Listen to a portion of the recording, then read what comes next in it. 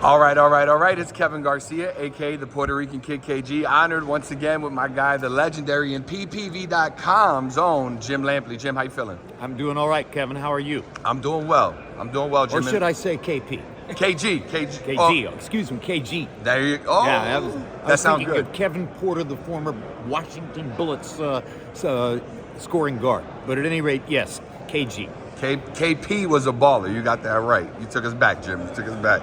But look, there's so much that we could talk about, Jim, and I want to make sure I get your thoughts on a number of topics. First one being this fight, Tank Roach.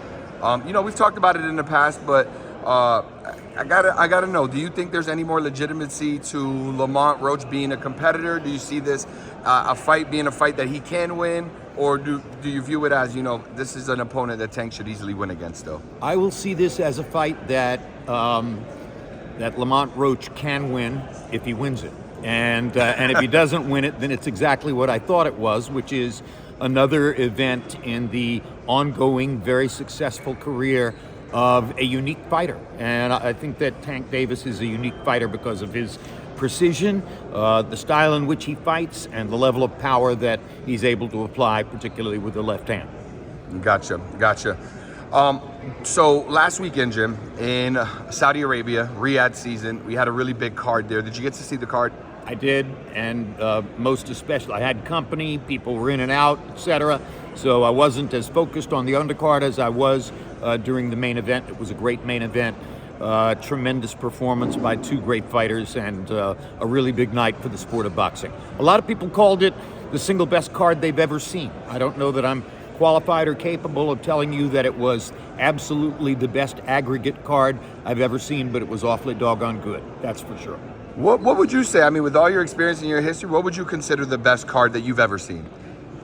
Might have been last Saturday night, but there were some great cards in my HBO career, particularly during the Pacquiao-Mayweather era and during the De La Hoya era when he was fighting Julio Cesar Chavez in the main event. But I don't know that I've ever seen one as richly stacked with meaningful fighters as what happened last Saturday night. Gotcha. Now, speaking about that fight, a couple of things happened that I want to get your thoughts on. The first being the Shakur Padley fight. Shakur's gotten a lot of flack recently. Now he had to take a short notice opponent. What did you think of the fight, and what do you think about Shakur's performance in that fight? Well, there's one piece of trivia there that no one else in the world is likely to want to observe, but Padley's last name ends in L-E-Y. Lampley ends in L-E-Y. A few years ago, I learned that if your last name ends in L-E-Y, and if you are of anything like English or British extraction, we're all from the same clan. We're all from a Northern England clan. So in some arcane, invisible, inexplicable way, I'm likely to be related to Padley. And that's as far as that goes. Otherwise, it was exactly the result that we should have expected. Were you entertained by the fight? Entertained by the Padley and Shakur fight? I'm entertained because I'm enough of a boxing sophisticate now after all these decades to appreciate what Shakur does. But do I like offensive fighters better than defensive fighters? Doesn't everybody? We all are more likely to be entertained by people who hit and get hit. And Shakur begins from the point of view that you're not going to hit him. And he's very good at preventing you from hitting him. Tremendously skilled.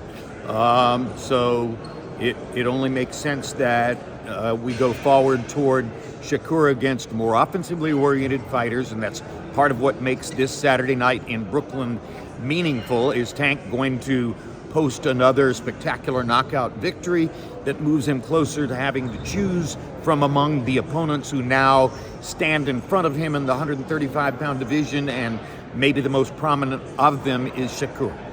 You're so good at this because you segued me perfectly to my next question, Jim, and that's Tank wins this fight, presumably.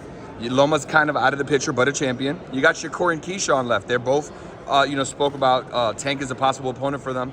But they seem to not want to fight each other based on their relationship. What are your thoughts on that? They're not related, they're not of kin, but they do have a relationship. And they're standing on not fighting each other. Do you think those two guys should get in the ring and potentially the winner of that fight face Tank? It's an open season entrepreneurial business. You get to fight who you want to fight when you want to fight them. If you have the kind of cachet, particularly that Tank has, I think that a lot of the audience would like to see him fight Shakur because of their personal and professional reputations. A lot of the audience might not realize that there's a potential problem with a Shakur Stevenson versus Tank Davis fight, which is that Tank might not get to entertain in the way that he most likely prefers to entertain. Would I rather see Tank fight Keyshawn Davis next? I think it might be the more entertaining fight. Got it. Last question on last week's fight. Turki, His Excellency, Turki Alalshikh made his way to the corner, and when he went to the corner of Hamza Shiraz, he shared some sort of points discussion about him being down. What are your thoughts on that, Jim? It was bad. It was the wrong thing. There's no way that somebody from outside the ring, and particularly from the business base of the fight, should be talking to people in a corner about what's going on and how to manage it. And I think the sport has to do a better job of restricting that kind of thing in the future. Even despite Turkey's overwhelming power and economic influence at this moment, and the things that he is doing that are good for boxing as an attraction, that should be out of bounds. Got it.